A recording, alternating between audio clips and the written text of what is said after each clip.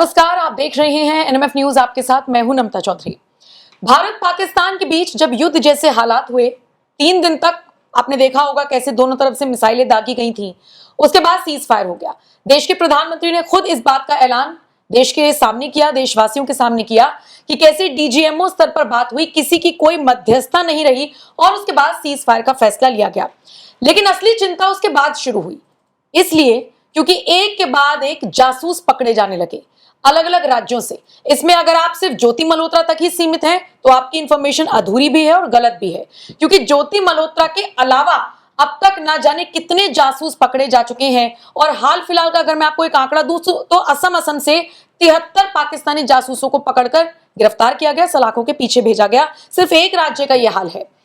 आज इसी पर हम चर्चा करने जा रहे हैं कि कैसे जब एक पाकिस्तानी जासूस पकड़ा गया तो उसके संबंध कांग्रेस के एक नेता से मिले, कैसे ये तार जुड़े हुए थे और कैसे इन जासूसों को पकड़ने के लिए कश्मीर से लेकर बाकी अलग अलग राज्यों में भी अभियान चलाया जा रहा है। आज इस पर विस्तार से चर्चा करेंगे। मेरे साथ सुप्रीम कोर्ट के अधिवक्ता अश्वनी उपाध्याय जी मौजूद हैं। अश्वनी जी, सबसे पहले जो राजस्थान में कांग्रेस के नेता रहे, या मुझे कहना चाहिए कांग्रेस की जब सरकार थी तो कैबिनेट मंत्री रहे, उनका पीए जो पाकिस्तान का जासूस मिला है, उससे शुरुआत करना चाहूंगी। देखिए, जो राजस्थान के नेता हैं कांग्रेस के, उनके बारे में बहुत सारी खबरें पहले भी आ चुकी हैं। उनके ऊपर ये भी आरोप लगा कि वो ड्रग का बहुत बड़ा कारोबार करते हैं। उनके ऊपर और भी बहुत सारे ज़मीनों का कारोबार करते हैं, ज़मीनें कब्जा करते हैं, ये सारे आरोप लग रहे थे।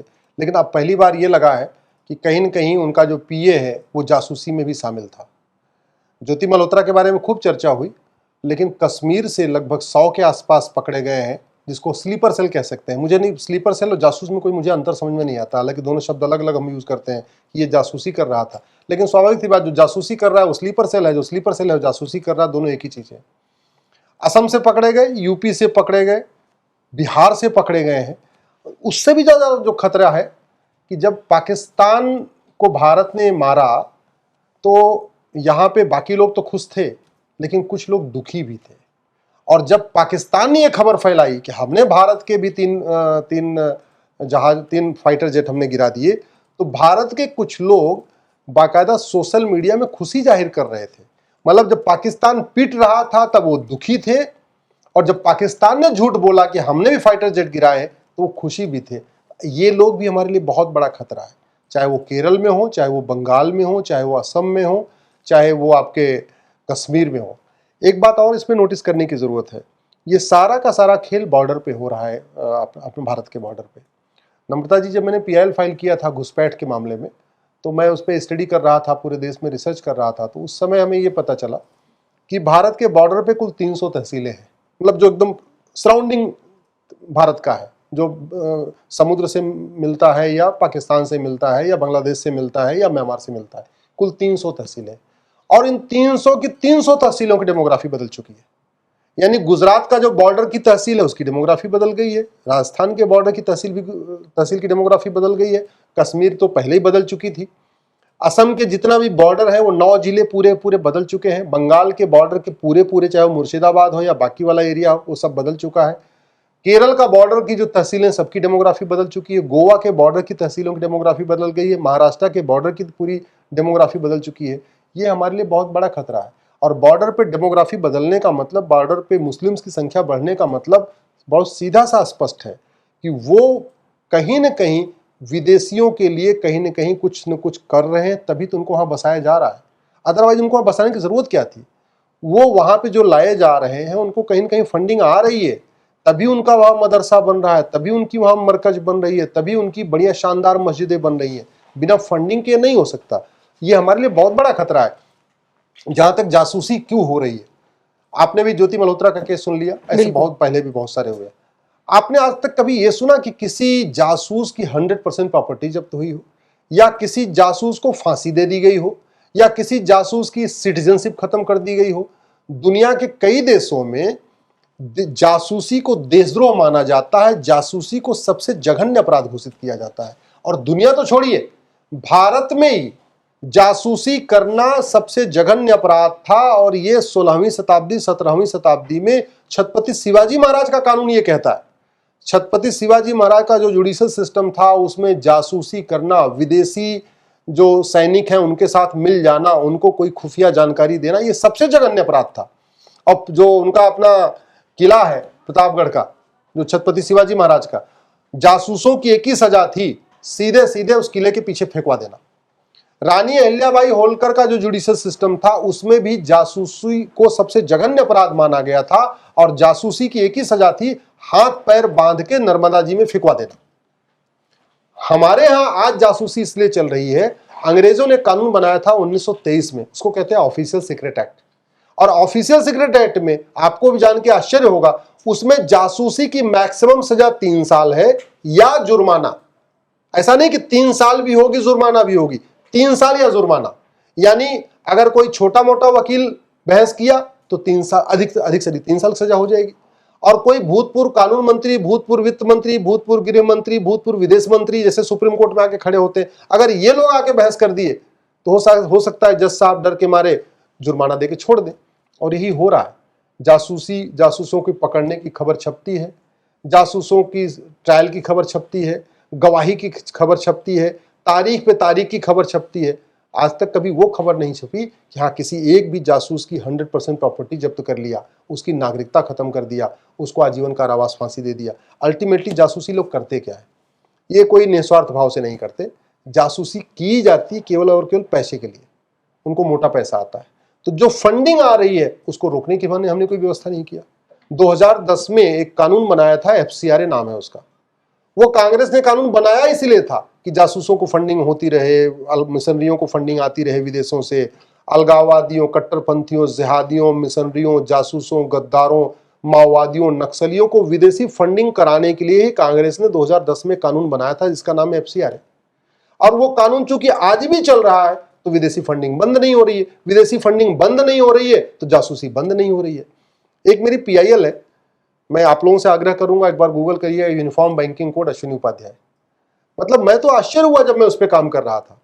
जो विदेशी बैंकें हैं जिनकी ब्रांचेस भारत में है लेकिन मुख्यालय उनका विदेशों में है, अरब में है, दुबई में है, या यूरोप में है, अमेरिका में, वो बैंकें बाकायदा यहाँ के अलगाववादियों को फंडिंग करती हैं और बाहर का पैसा यहाँ भेजती हैं। हवाला मतलब ब्लैक मनी को वाइट कर रही हैं भारत में बैठे बैठे। क्यों? क्योंकि हमने यूनिफॉर्म बैंकिंग कोड नहीं बनाया। हवाला के जरिए हजारों करोड़ की फंडिंग हो रही है। भारत को बर्बाद करने के लिए हर साल लगभग 50,000 करोड़ की फंडिंग आती है। अगर आप हवाला की फंडिंग, FCRA की फंडिंग, ये जो बैंकों की फंडिंग, सारी फंडिंग जोड़ दीजिए तो भारत के नेताओं को, अभिनेताओं को, लेखकों को, बुद्धिजीवियों को, पत्रकारों को, कलमकारों को, यूट्यूबरों को, सब की अगर टोटल फंडिंग जोड़ दीजिए तो लगभग 50,000 रुपए फंडिंग आती है भारत के खिलाफ बोलने के लिए, भारत के खिलाफ लिखने के लिए, भारत के खिलाफ वीडियो बनाने के लिए, भारत के खिलाफ इंटरव्यू करने के लिए, मतलब भारत को बर्बाद करने के लिए हर साल 50,000 करोड़ की फंडिंग आ रही। जब तक ये फंडिंग नहीं रुकेगी तब तक न जासूसी रुकेगी, न गद्दारी रुकेगी, न देशद्रोह रुकेगा, न माओवाद रुकेगा, न नक्सलवाद रुकेगा, न जिहाद रुकेगा, न धर्मांतरण रुकेगा, न घुसपैठ रुकेगी। लफ्ज़ जिहाद की फंडिंग हो रही है, लैंड जिहाद की फंडिंग हो रही है, तो ये जो फंडिंग आ रही है उसी से जासूसी चल रही है। तो एक तो फंडिंग बंद नहीं हुई, ऊपर से 1923 का ऑफिशियल सीक्रेट एक्ट महाघटिया। उसके बाद हमारे पास एक कानून है राष्ट्र की सुरक्षा, जिसको कहते हैं रासुका, नेशनल सिक्योरिटी एक्ट। आज तक हमने उस कानून में लिखा ही नहीं कि ये जासूसी हमारी राष्ट्र की सुरक्षा के लिए खतरा है। अल्टीमेटली जासूसी राष्ट्र की सुरक्षा के लिए खतरा, ये कोई कॉमन व्यक्ति, कॉमन सेंस, मतलब कोई 10वीं 12वीं का बच्चा भी कह देगा कि हाँ भाई जासूसी राष्ट्र की सुरक्षा के लिए खतरा है। बिल्कुल। और जो राष्ट्र की सुरक्षा के लिए खतरा है उससे निपटने के लिए हमारे पास NSA है, लेकिन आज तक किसी भी जासूस पे NSA नहीं लगा। क्यों? क्योंकि हमने उस कानून में लिखा ही नहीं कि जासूसी राष्ट्र की सुरक्षा के लिए खतरा है। हमारे पास जो देश की एकता अखंडता के लिए खतरा है उससे निपटने के लिए कानून है UAPA। और जासूसी हमारे देश की एकता अखंडता के लिए खतरा है, इसमें कोई दो राय नहीं हो सकती। इसमें कोई भी कहेगा हाँ भाई जासूसी देश की एकता अखंडता के लिए खतरा है, लेकिन हमने UAPA में लिखा ही नहीं कि हाँ ये जासूसी हमारी एकता अखंडता के लिए खतरा है। हमारे पास एक कानून है, उसको कहते हैं वेजिंग वॉर।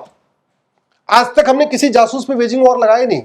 जासूसी कोई एक व्यक्ति नहीं करता, बड़े प्लान्ड वे में किया जाता है, बकायदा सिंडिकेट होता है, 3-4 लोग होते हैं, कोई इधर से सबूत उपलब्ध कराएगा, कोई मतलब मिलजुल के करते हैं। और प्लान्ड वे में ऑर्गेनाइज क्राइम के लिए हमारे पास सभी राज्यों के पास कानून है। गुजरात के पास गुस्कोका है, महाराष्ट्र के पास मकोका है, यूपी के पास गैंगस्टर एक्ट है। हम जासूसों पे वो लगाते नहीं, हम जासूसों पे देशद्रोह की धारा लगाते नहीं। तो जासूसों पे लगता क्या है? मैक्सिमम लगता है वो अपना official secret act, official secret maximum 3 साल की सजा है या जुर्माना है। एक बात मैं आपको बता दूं, यहाँ मेरे हाथ में अमेरिका का फेडरल पिनल कोड है। इस कानून इतना पावरफुल है, इसी का नतीजा है अमेरिका में कोई जासूसी करने की हिम्मत नहीं करता। एक बात मैं आपको बताऊं, जब कोविड चल रहा था नम्रता जी, तो सारे अपराध खत्म हो गए थे। क्यों? क्योंकि सबके मन में खौफ था कि हमें कोविड पकड़ लेगा। कोई भी कोविड के समय बलात्कार नहीं हो रहा था। क्यों? क्योंकि बलात्कारी के मन में खौफ था कि हाथ लगाऊंगा किसी लड़की किसी बेटी को टच करूंगा तो मुझे कोविड हो जाएगा। कोविड के समय भ्रष्टाचार बंद था। क्यों? मन में खौफ था कि नोट को हाथ लगाऊंगा कोविड हो जाएगा। कोविड के समय में चोरी लूट झपटमारी बंद थी। कोविड के समय में चेन स्नेचिंग बंद थी। क्यों? मन में खौफ था कि चोरी लूट झपटमारी करूंगा तो मुझे कोविड हो जाएगा। कानून ऐसा ही होना चाहिए। कानून का खौफ इतना ऐसा होना चाहिए कि आदमी अपराध करने के पहले 100 बार सोचे। और अमेरिका ने जो फेडरल पिनल कोड बनाया वो ऐसे ही बनाया उन्होंने कि वहां पे आदमी जासूसी करने के पहले, गद्दारी करने के पहले, देशद्रोह करने के पहले, अलगाववाद फैलाने के पहले, बस जलाने के पहले, जिहाद करने के पहले 100 बार सोचता है। इसलिए वो ज्यादा सुरक्षित है। जिन देशों ने भगवान राम के सिद्धांत भय बिन होय न प्रीत सिद्धांत को अपनाया, जिन देशों ने भगवान कृष्ण के 60-60 समाचरित सिद्धांत को अपनाया, जिन देशों ने हमारे पूर्वजों का जो कहते थे लोहा लोहे को काटता है उस सिद्धांत को अपनाया, वहाँ शांति है, समृद्धि है, खुशहाली है। वहाँ कोई स्लीपर सेल नहीं है, वहाँ कोई जासूस नहीं है। जासूसी, गद्दारी और देशद्रोह ये लाइलाज समस्या नहीं है। जासूसी, गद्दारी और देशद्रोह विश्वव्यापी समस्या नहीं है। चीन जापान में कोई जासूसी नहीं करता, अरब दुबई कुवैत में कोई जासूसी नहीं करता, अमेरिका रूस में कोई जासूसी नहीं करता। क्यों? क्योंकि जासूसी करते ही 6 महीने के अंदर या तो फांसी पे लटका देते हैं, नहीं तो जिंदगी भर के लिए जेल में डाल देते हैं। और हमारे यहाँ जासूसों के मानवाधिकार की बात होगी, फिर दुहाई दी जाएगी, ये तो गरीब है, ये तो दलित है, ये तो महिला है, ये तो प्रेग्नेंट है, ये तो फलाने है, ये तो ढिकाने है। दुनिया भर की जो उसमें मानवाधिकार की दुहाई दी जाती है, यही नतीजा है। यहाँ जासूसी भी चल रही है, गद्दारी भी चल रही है, देशद्रोह भी चल रहा है, माओवाद भी चल रहा है, नक्सलवाद भी चल रहा है, जिहाद भी चल रहा है, मजहबी उन्माद भी चल रहा है। मूल कारण है घटिया कानून, सड़ी हुई न्याय व्यवस्था। इसको बदल दिया जाए, भारत सुरक्षित हो जाएगा।